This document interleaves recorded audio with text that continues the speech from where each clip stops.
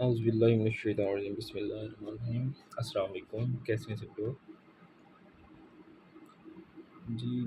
آج ہم بات کریں گے خوف الہی و گریہ زاری پہ، کہ لوگوں کے دلوں میں اللہ تعالیٰ کا خوف ختم ہو چکا ہے، لوگ اس سائڈ پہ آ ہی نہیں رہے۔ تو ایک شعر ہے کہ عطار ہو رومی ہو، رازی ہو غزالی ہو، کچھ ہاتھ نہیں آتا بے آہ سحرگاہی۔ آج کل جہاں مسلمان اللہ کی یاد سے غافل ہو گئے ہیں، وہاں خوف الہ کی عدم موجودگی کی بنا پر مسلمان گناہوں کی دلدل میں پھنس کر رہ گئے اور پھنستے جا رہے ہیں۔ آج کل مسلمان خوف الہ کے تصور اور خشیت کی کیفیت سے عاری ہو چکے ہیں۔ حضور اکرم صلی اللہ علیہ وآلہ وسلم، جنہیں اللہ تعالیٰ نے ہر گناہ و معصیت سے معصوم پیدا فرمایا ہے، ان کی حیات مقدسہ میں خوف الہی کا یہ عالم تھا کہ جب آپ رات کو بیدار ہوتے تو اللہ کی یاد میں اس قدر روتے کہ اکثر ہچکی بن جاتی تھی۔ صحیح بخاری میں ایک صحابی سے روایت ہے، وہ فرماتے ہیں کہ میں نے ایک دن حضور اکرم صلی اللہ علیہ وسلم کی مقدس بارگاہ میں حاضر ہوا تو رحمت للعالمین صلی اللہ علیہ وآلہ وسلم نماز میں مصروف تھے اور اس قدر آہ و زاری سے رو رہے تھے کہ آپ صلی اللہ علیہ وسلم کے سینہ مبارک سے ایسی آواز سنائی دے رہی تھی کہ جیسے ہنڈیا کے ابلنے کے وقت اس سے آواز آتی ہے۔ خوف الہ کی یہی کیفیت تمام صحابہ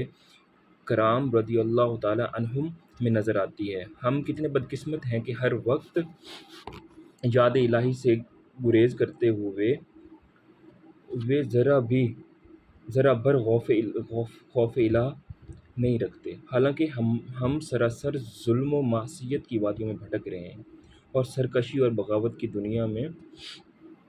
سرگرداں ہیں۔ اللہ تعالیٰ کے نیک بندے جب اخیر شب میں اٹھ کر اپنے پروردگار کے سامنے سربسجود ہو کر اپنے گناہوں کی معافی مانگتے اور گریہ زاری کرتے ہیں تو ان کے آنسوؤں سے تر ہونے والی زمین پر آسمان کو باوجود اپنی رفعت و بلندی کے رشک آتا ہے۔ انسان گناہ کر کے اللہ سے دور ہو جاتا ہے، جبکہ توبہ انسان کو اللہ تعالیٰ کے قریب لاتی ہے۔ توبہ کے وقت گریہ زاری قبولیت توبہ کی ایک علامت ہے۔ ندامت کے سبب جو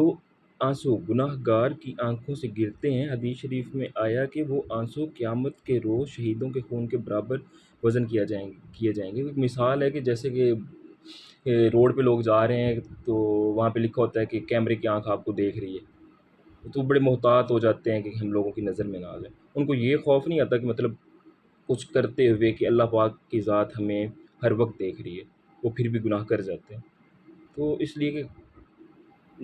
خوف الہ رکھیں اپنے دل میں اور اس کی عبادت میں اپنا وقت ڈھیر سے ڈھیر گزاریں۔ ایک انصاری صحابی رضی اللہ تعالی عنہ نے تہجد کی نماز پڑھی اور تہجد کی نماز پڑھنے کے بعد خوف الہ کی وجہ سے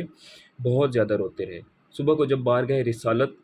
میں پہنچے تو اللہ کے پیارے حبیب مکرم حضرت محمد صلی اللہ علیہ وسلم نے ارشاد فرمایا کہ تم نے تو آج رات فرشتوں کو بھی رلا دیا۔ ایک مرتبہ ایک صحابی رضی اللہ عنہ رو رہے تھے، بیوی کے پوچھنے پر فرمانے لگے کہ اس وجہ سے روتا ہوں کہ جہنم کے اوپر سے ہر انسان کو گزرنا ہے، معلوم نہیں صحیح سلامت گزر بھی سکوں گا یا وہیں نیچے گر جاؤں گا۔ تو یہ چیزیں پڑھ کے، ان چیزوں کا مطالعہ کر کے یہ بات سمجھ میں آتی ہے کہ ان کے دلوں میں اللہ پاک کا کتنا خوف تھا، کتنی محبت تھی اللہ پاک سے، کہ وہ ہر وقت اللہ پاک کی عبادت کرتے رہتے تھے، اپنا وقت اچھے کاموں میں گزارتے تھے۔ تو ہمیں بھی کوشش کرنی چاہیے کہ ان کے راستے پہ چلیں اور اپنے لیے راہ ہدایت کو اپنائیں۔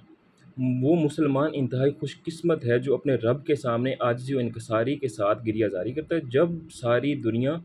خواب غفلت میں مدہوش پڑی نیند کے مزے لے رہی ہوتی ہے، وہ اپنے رب کے خوف کی وجہ سے نرم و نازک بستر سے اٹھتا ہے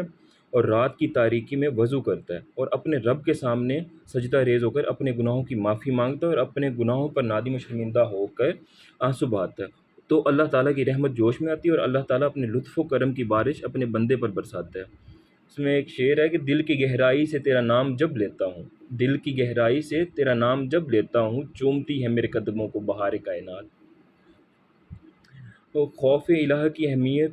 و فضیلت قرآن مجید کی روشنی میں ہے کہ ارشاد خداوندی ہے فلا تخشوا والناس واخشونی۔ اس میں ترجمہ ہے کہ لوگوں سے مت ڈرو بلکہ مجھ سے ڈرو۔ ظاہری سی بات ہے کہ اللہ پاک سے ہی ڈرنا چاہیے، لوگوں کا ڈر نہیں رکھنا چاہیے دل میں۔ سورۃ الحدید آیت نمبر 28 ہے کہ یا ایھا الذین آمنوا اتقوا اللہ وآمنوا برسولہ یؤتکم کفلین من رحمتہ، اے ایمان والو اللہ سے ڈرو اور اس کے رسول پر ایمان لاؤ، وہ تمہیں اپنی رحمت سے 2 گنا اجر عطا فرمائے گا۔ سورۃ التغابن آیت نمبر 16 میں ہے فاتقوا اللہ ما استطعتم واسمعوا واطیعوا، اس کا ترجمہ ہے کہ سو جہاں تک ہو سکے اللہ تعالیٰ سے ڈرو اور اس کے احکام کو سنو اور اس کے فرما بردار رہو۔ مطلب ان چیزوں سے ثابت ہوتا ہے کہ ہمیں ہر وقت اللہ پاک کا تابع ہو کے رہنا چاہیے، ان کی عبادت کرنی چاہیے، ان کے حکموں کو بجا لانا چاہیے، جو کہ نبی پاک صلی اللہ علیہ وسلم نے ہمیں بتایا ہے، ہر جگہ پہ اس کا درس ملتا ہے ہمیں، تو اس راستے پہ ہمیں چلنا چاہیے تاکہ ہماری اس دنیا میں بھی بھلائی ہو سکے اور اگلی دنیا میں بھی ہمیں اس چیز کا فائدہ مل سکے، اجر مل سکے، کہ ہم کسی کی نظروں میں شرمندہ نہ ہوں۔ مثال کے طور پہ کہ اللہ تعالیٰ کی، خاص طور پہ اللہ تعالیٰ کی نظروں میں ہم شرمندہ نہ ہوں، ہمیں پتہ ہو کہ اس نے ہمیں کیوں پیدا کیا ہے، ہمارا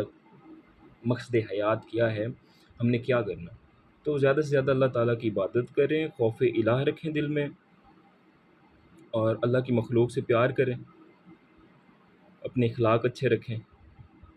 یہ نہیں ہے کہ بس جی کہ جہاں پہ لکھا ہوا ہے کہ کیمرے کی آنکھ آپ کو دیکھ رہی ہے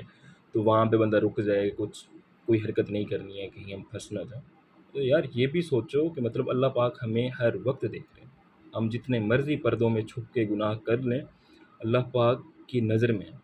تو اللہ پاک کا حیا کریں۔ اور اس بات کو سوچتے ہوئے جب ہم اس چیز پہ مطلب پختہ یقین رکھیں گے کہ اللہ پاک ہمیں دیکھ رہے ہیں، تو ہم گناہوں سے ہٹ جائیں گے، دوری اختیار کریں گے، ہمیں حیا شرم ہمارے دل میں پیدا ہوگی کہ ہم اللہ تعالیٰ کو کیا منہ دکھائیں گے جا کے۔ تو جزاک اللہ خیر، اللہ حافظ، السلام علیکم۔